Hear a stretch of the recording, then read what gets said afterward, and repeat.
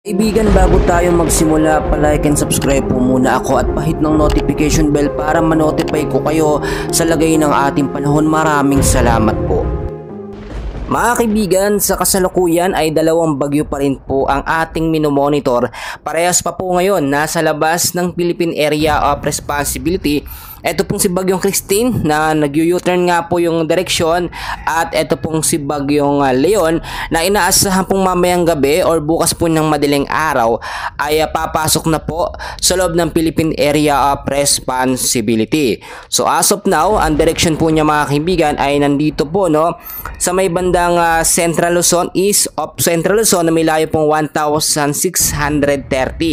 Ngayon po isa na po siyang ganap na tropical storm or bagyo na may lakas po na 65 km per hour. Malapit pa rin po sa sentro, may bugso na 80 km per hour.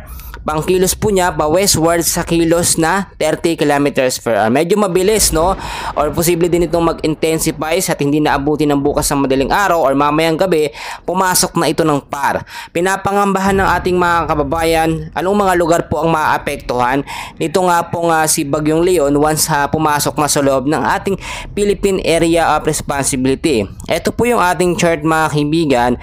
Inaasahan po na dadaan po ito sa may bandang hilaga po ng Luzon, hilagang Luzon mga kaibigan, at hindi po ito nakikitaan na potensyal na maglalandfall sa ating Philippine landmass. Tanging extension lamang ng hangin niya ang magpapaulan o magbibigay po ng sama ng panahon sa may hilagang Luzon po mga kaibigan. Siguro yung mga lugar po na ito ay ngayon dapat maging maingat tayo, especially mamayang gabi hanggang bukas po. Yan po kasi yung track po ng pagpasok nito sa loob ng ating bansa, si Bagyong Leon.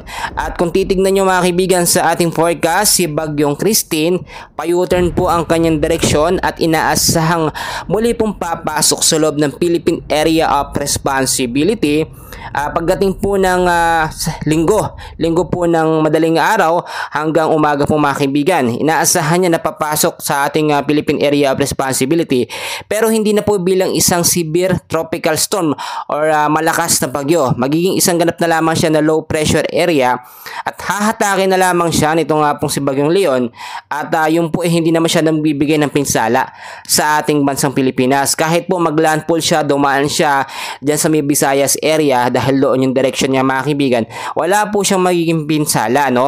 Makakaranas lang siguro ng maulap na kalangitan, pero yung sinasabi natin bugso ng hangin, wala na po yun.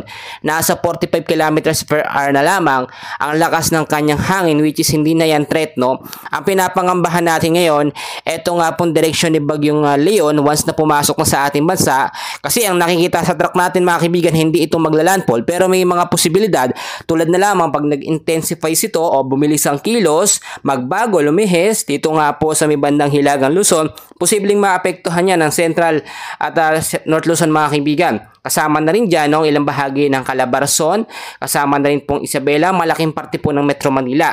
Kaya maging handa tayo mga kaibigan sa banta nga po ng panibagong bagyo. Intensifies or interaction kay Christine na Bagyong Christine ang mangyayari in case po magkalapit sila na may distance na 1,400 to 1,600 kilometers na layo po mga kaibigan.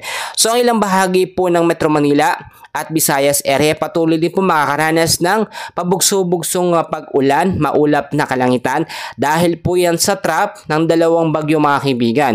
So mag-ingat na lamang tayo at patuloy na mag-antabay sa lagay ng ating panahon. Maraming salamat po.